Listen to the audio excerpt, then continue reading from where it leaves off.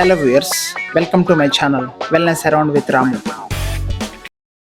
మొన్న ఈ మధ్య వచ్చిన వరదల్లో జల సమాధి అయిపోయిన నా 5 సైకిళ్ళని సర్వీస్ చేయించుకొని మళ్ళీ రైడ్కి రావడానికి ఇన్నాళ్ళు పట్టింది. చాలా రోజుల తర్వాత ఇవాళ మళ్ళీ మేము సండే గ్రూప్ రైడ్ ఒకటి చేసాం.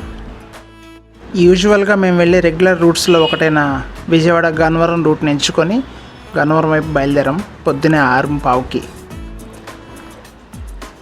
సూర్యరావు గారు మంచి తేజమయంగా వెలుగుతున్నారు. సూర్యోదయ అనంతరం సూర్యుడికి అభిముఖంగా మనం ఎదురు బైక్ మీద కానీ అలాగా సైకిల్స్ మీద కానీ వెళ్తున్నప్పుడు ఆ కనిపించే అందాలని వర్ణనాతీతం. ఆ లేత కిరణాలు భూమి మీద ఉన్న ప్రతి వస్తువు మీద, చెట్ల మీద, పుట్ల మీద, రోడ్ల మీద, వెహికల్స్ మీద, మనుషుల మీద పడి ఆ రిఫ్లెక్షన్స్ డిఫరెంట్గా ఉంటాయి. ఆ అందాన్ని పొద్దునే లేచి ఇలా బయటకు వచ్చిన వాళ్ళు మాత్రమే చూడగలరు. రాత్రిపూట లేట్గా పడుకొని లేట్గా లేచే వాళ్ళు మాత్రం మిస్ అవుతారు. పరాయి భాషలో ఒక మంచి పదం చదివాను ఈ మధ్య, ఆమె మార్నింగ్ గై అని. సో మార్నింగ్ గై అంటే తెల్లవారుజామున లేచి అలవాటు ఉన్న వాళ్ళు బహుశా ఆ పదం అక్కడ వాడతారనుకుంటా. జీవితంలో అత్యంత సక్సెస్ సాధించిన ఒక 1000 మందిని తీసుకొని చూస్తే 1000 మందిలో 999.5 మంది తెల్లవారుజామున లేచి అలవాటు ఉన్న వాళ్ళే అయి ఉంటారు.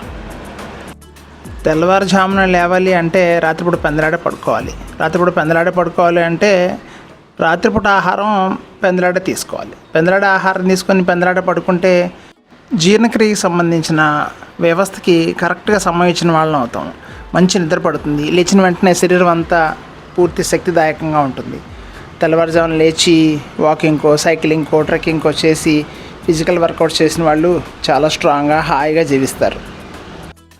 ఇక్కడ హాయిగా జీవించడం అంటే మనం ఎలా నిర్వచించవచ్చు అంటే తీసుకున్న ఆహారం శుభ్రంగా అరిగి మంచి శరీరానికి శక్తినిచ్చి పడుకున్న వెంటనే నిద్ర పట్టి ఏ ప్రాబ్లం వచ్చినా తట్టుకోగలిగే రోగ నిరోధక వ్యవస్థ కానీ శారీరక స్ట్రెంగ్త్ కానీ శరీరానికి ఉంటే కనుక అప్పుడు జీవితం హాయిగా అనిపిస్తూ ఉంటుంది. ఎన్ని డబ్బులున్నా కానీ ఆకలి అసలు వేయకపోవటం, తింటే అరక్కపోవటం, పడుకుంటే నిద్ర పట్టకపోవటం ఇలాంటివన్నీ క్యాన్సరు, హార్ట్ అటాక్ల కంటే ఒక పెద్ద రుగ్మతలు అన్నమాట నా ఉద్దేశంలో. మెటబాలిజం కరెక్ట్గా ఉండి జీవన క్రియలన్నీ సక్రమంగా జరుగుతున్న వాళ్ళు ఎప్పుడు సంతోషంగా ఉంటూ ఉంటారు. అంతేకాకుండా వాళ్ళ చుట్టుపక్కల వాతావరణం కూడా ఎప్పుడు యాక్టివ్గా ఉండేలా వాళ్ళ ప్రవర్తన ఉంటూ ఉంటుంది. ముఖంలో వర్చస్ని బట్టే మనం సుమారుగా అంచనా వేసేయచ్చు వీళ్ళు చాలా హ్యాపీగా జీవిస్తున్నారు అని.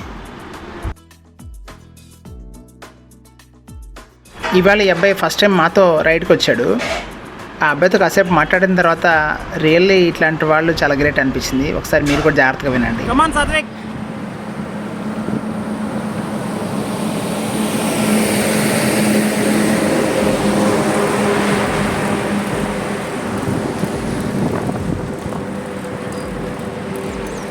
సాత్విక్, నువ్వేం చదువుతున్నావు?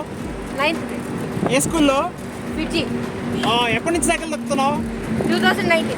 ఓ వండర్ఫుల్. ఎందుకని సైక్లింగ్లోకి వచ్చావు? నేను ఎప్పుడో స్ట్రెస్గా ఉన్నప్పుడు కొంచెం రిలాక్సేషన్గా. స్ట్రెస్ అంటే చిరాకు, అంటే వర్క్ ఎక్కువైపోయి. వర్క్స్ అంటే ఏముంటాయి నీకు?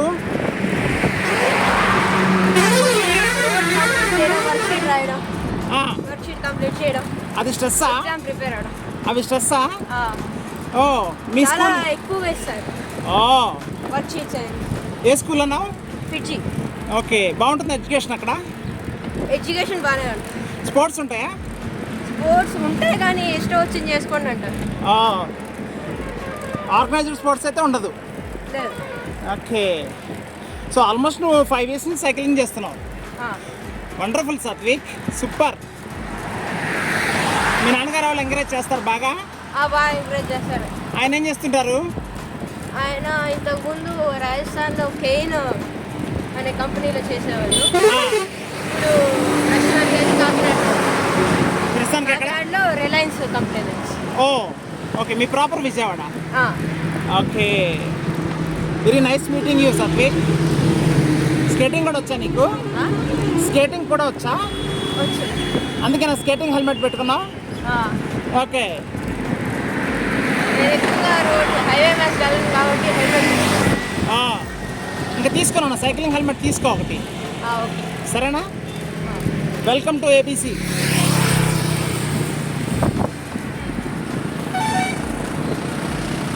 జాగ్రత్త కార్నర్లో.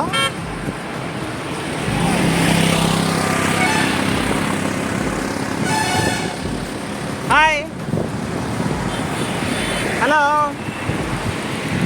విన్నారు కదా, 9వ తరగతి చదివి ఆ చిన్న పిల్లాడికి ఎంత ప్రస్ఫుటమైన నిశ్చితాభిప్రాయం ఉందో. ఒక వ్యక్తి ఎదగటము అంటే అతను ఎంత స్థాయిలో సంపాదించాడు అన్నదాన్ని బట్టి పరిగణలో తీసుకుంటారు అంటే కనుక ఎంత సంతృప్తిగా జీవించాడు అన్నదాన్నే నేను కొలమానంగా తీసుకుంటాను. నిస్సందేహంగా ఈ అబ్బాయి మాత్రం ఎంతో సంతృప్తిగా తన జీవితాన్ని వెళ్ళదీస్తాడని చెప్పగలను. అవునన్నా కాదన్నా ప్రస్తుతం ఉన్న విద్యా విధానం ఎంతో స్ట్రెస్తో కూడుకున్న విధంగా ఉంటుంది. అది అతని స్ట్రెస్ని గ్రహించి దాని నుంచి బయటకు రావడం కోసం అతను ఎంచుకునే ఫిట్నెస్ మార్గం మాత్రం ఎక్స్ట్రాడినరీ డెసిషన్ అండి. ఆ డివైడర్ మీద ఉన్న చెట్లు డిజైన్ భలే చేశారు కదా, ఎంత అందంగా ఉందో చూడటానికి. మా దగ్గరికి రిఫ్రాక్షన్ కోసం వచ్చే చాలామంది పిల్లల్ని నేను చూస్తూ ఉంటాను. వాళ్ళు ఈ స్కూల్ అయిపోయిన తర్వాత రిలాక్సేషన్ కోసం మోస్ట్లీ మొబైల్స్ మీద కానీ టీవీ మీద కానీ పూర్తిగా డిపెండ్ అవుతూ ఉంటారు. బట్ వాళ్ళందరికీ భిన్నంగా ఈ అబ్బాయి ఇట్లా సైక్లింగ్ ఎంచుకోవటం అనేది నిస్సందేహంగా చాలా గొప్ప విషయంగా నేను భావిస్తాను. చిన్నపిల్లల్లో పర్టికులర్ ఇలాంటి మార్పు రావడం మాత్రం వాళ్ళ జీవితానికి ఒక గొప్ప మలుపు తిరగటానికి ఒక కారణభూతం అవుతుంది. ఇలాంటి డెసిషన్ తీసుకున్న ఆ అబ్బాయిని వాళ్ళ పేరెంట్స్ కూడా ఎంకరేజ్ చేస్తూ, మీకు తెలుసా, గన్నవరం వరకు ఆ అబ్బాయి నాన్నగారు కూడా స్కూటర్ మీద అనుసరిస్తూ వచ్చారు ఆ అబ్బాయిని జాగ్రత్తగా చూసుకోవడం కోసం. ఆయనకి ఇలా సైక్లింగ్ అలవాట్లేదు, కానీ వాళ్ళ అబ్బాయిని ఎంకరేజ్ చేసే విధానం మాత్రం నాకు చాలా ముచ్చట గొలిపింది. విజయవాడ ఎయిర్పోర్ట్ ఎదురుగుండా ఒక కొత్త ఫ్లైఓవర్ కట్టి ట్రాఫిక్ కంట్రోల్ కోసం ఇట్లా ఒక కొత్త ఎంట్రన్స్ కూడా రూపొందించారు. ఇది చాలా విశాలంగా అద్భుతంగా ఉంది. ఈ మధ్యకాలంలో నేను ఎయిర్పోర్ట్కి రాలేదు. ఈ విధమైన ఏర్పాటు ఇక్కడ చాలా బాగుంది. ఫ్లైట్స్ టైం అయిపోతున్న వాళ్ళు రామవరపాడు నుంచి ఇక్కడ దాకా రావడానికి ఒక పెద్ద బ్రహ్మ ప్రళయమే అవుతుంది. ఇప్పుడు మాత్రం ఈ ఏర్పాటు వల్ల చాలా ఈజీగా వచ్చేసేయచ్చు. ఎనికేపట్ డెకత్లాన్లో మొదలైన మా రైడ్ మళ్ళీ డెకత్లాన్లోనే ఎండ్ చేసాము.